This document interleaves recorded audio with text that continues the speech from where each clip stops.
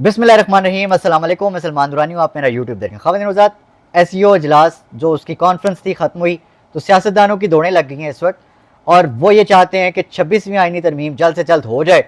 उसकी जो रीज़न है वो बड़ी ऑब्वियस है।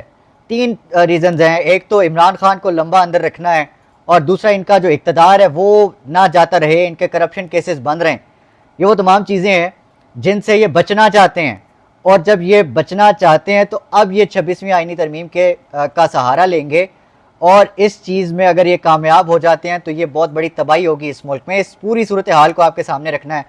एक तरफ 26वीं आईनी तरमीम के लिए इजलास जो है वो बुलाया जा चुका है, दूसरी तरफ पाकिस्तान तहरीक इंसाफ ने एहतजाज करने का और इस आईनी तरमीम को रोकने का पूरा प्लान तैयार कर लिया है। लेकिन इस वक्त जो मुल्क पर काबिज लोग हैं उन्होंने भी अपना जो है वो रंग ढंग दिखाना शुरू कर दिया है। सबसे पहली बात आपको बतानी ज़रूरी है कि शाह महमूद कुरैशी के घर पे इन्होंने छापा मारा, और शाह महमूद कुरैशी की बहू ज़ैन कुरैशी की अहलिया को जो है वो उठा लिया गया है। वो अब इस वक्त जो है कहाँ हैं, उनके वेयर अबाउट्स नहीं पता। ये बता रही हैं मेहरबानो कुरैशी, जो कि उस घर का फ़र्द हैं, और इस वक्त बड़ी परेशानी बनी हुई है, क्योंकि अगर तो मामला घरों तक पहुंच गया है तो फिर आप समझ जाएं कि पाकिस्तान के अंदर जो इस वक्त काबिज अशराफिया है सियासी, उसके पास नंबर्स पूरे नहीं हैं। मौलाना को साथ मिलाने के साथ भी मौलाना जो है जो हुकूमत है वो इस वक्त बग़ैर नंबर्स के है। और क्या सराइयाँ ये थी कि इनके पास आखिरी वक्त तक नंबर पूरा होने के कोई चांसेस नहीं है। इनको एक यकीन दहानी किसी गैर मामूली जगह से, जो कि हिडन पावर्स हैं, उनकी तरफ से ये कहा गया कि आप इजलास शुरू करें, इजलास बुलाएं, हम रनिंग इजलास के अंदर नंबर्स पूरे करेंगे। अब ये बदमाशी और ये लाकानूनियत और इस धड़ल्ले से ये काम करना, ये डाका डालना अवाम के हक पर ये कौन कर सकता है? तो इस वक्त इस मुल्क में लाकानूनियत, इस मुल्क में जो गुंडागर्दी है वो अपने उरूज पर है, जिसकी एक अहम मिसाल मैं आपके सामने रखना चाहता हूँ। अब से कुछ देर पहले काशिफ अब्बासी के प्रोग्राम में हामिद रजा साहब एक लाकानूनियत बेबसी पेश कर रहे थे, और वो फरमाते हैं कि MNA जो हैं उनके फयाज छजड़ा साहब के 12 साला बेटे को उठाकर प्लास के साथ उसके सीने के बाल खींचे गए, और लाइव कॉल पर वीडियो वालदा को दिखाते रहे। और इसके अलावा हमारे 10 MNA जो हैं उनको ये चीज़ें चल रही हैं, और ये सारी की सारी जो एक्टिविटी है वो सिर्फ और सिर्फ 26वीं आईनी तरमीम, पता नहीं क्या हो गया है कि शायद इस आईनी तरमीम के बग़ैर मुल्क जो है वो नहीं चल सकता। भाई चल रहा है तो ये क्या है? ये ऐसा है कि आप लोग MNAs को जो है उनके घरों के जो चार दीवारी है आप उसका तकद्दुस पामाल करने पर आ गए हैं।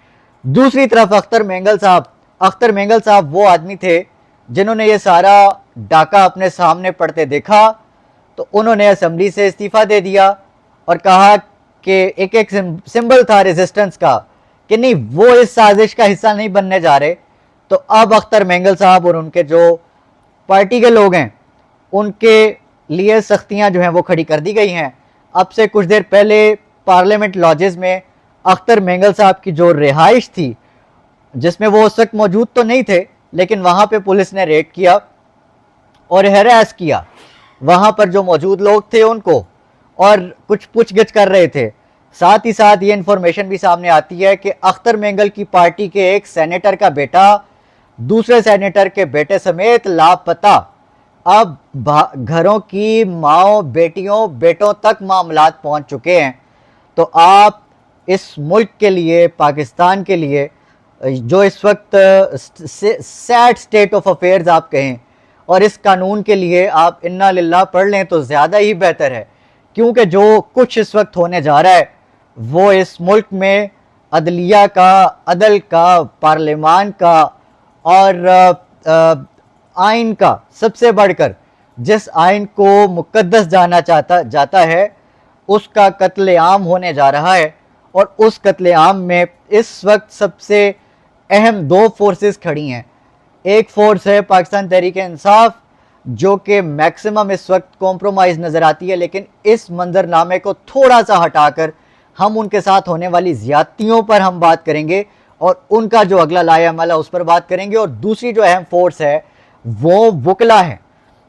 علی احمد کرد نے اس آئینی ترمیم کے خلاف جو وکلا کی تحریک ہے جو کہ موسٹ اویٹڈ ہے اس وقت تک, ہم اب تک ایکسپیکٹ کر رہے تھے کہ یہ ترمیم یہ جو لائرز موومنٹ ہے یہ شروع ہو جانی چاہیے تھی, لیکن اب تک انفارچونیٹلی یہ شروع نہیں ہو پائی.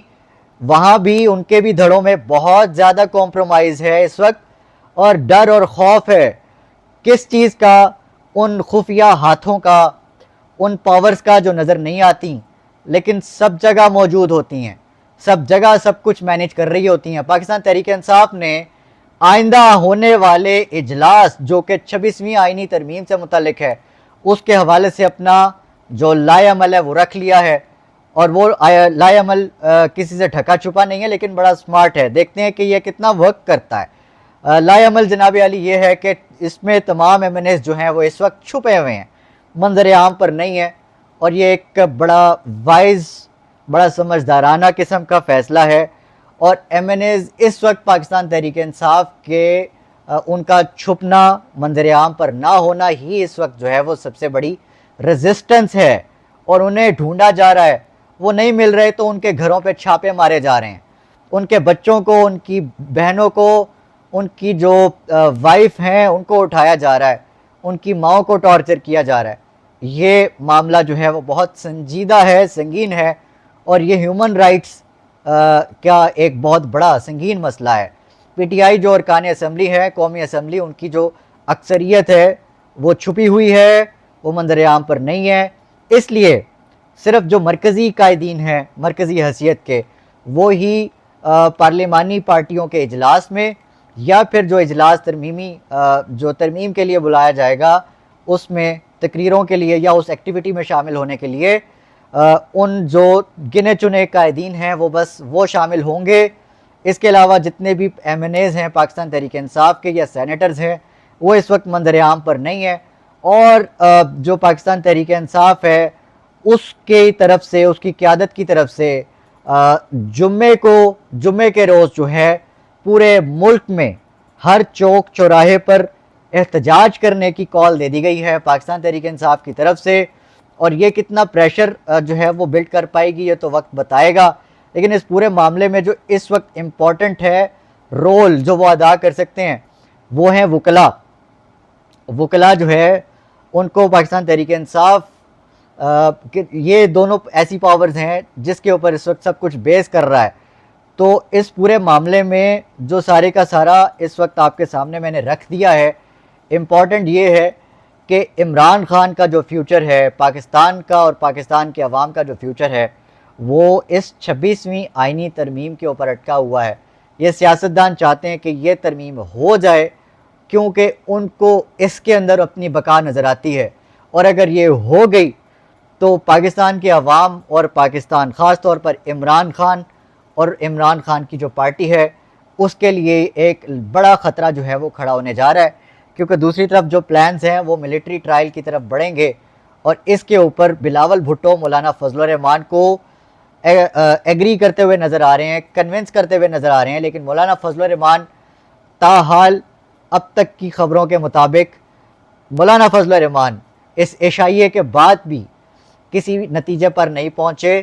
یہ ملاقات بے نتیجہ رہی, اور اس پورے صورتحال میں جو کنفیوژن ہے اس میں مرکزی جو کردار ہے وہ ہے مولانا فضل الرحمان کا کہ وہ ترمیم کے معاملے پر کیا فیصلہ کرتے ہیں. پاکستان تحریک انصاف بڑی کانفیڈنٹ نظر آتی ہے مولانا کے ساتھ جو ان کا ایک نیا لو بانڈ بنا ہے اس کے اوپر, اور جو سچویشن اب اکٹھے ظاہر ہے دونوں پارٹیوں نے آگے لے کر جو لائحہ عمل چلنا ہے وہ کیا ہوگا. اگلے ویلاگ میں مزید اپڈیٹس کے ساتھ اور تجزیوں کے ساتھ انشاءاللہ حاضر ہوتے ہیں. تب تک اپنے آس پاس سب کا, اپنے پاکستان کا بہت خیال رکھیے گا. اللہ نگہبان. پاکستان زندہ باد.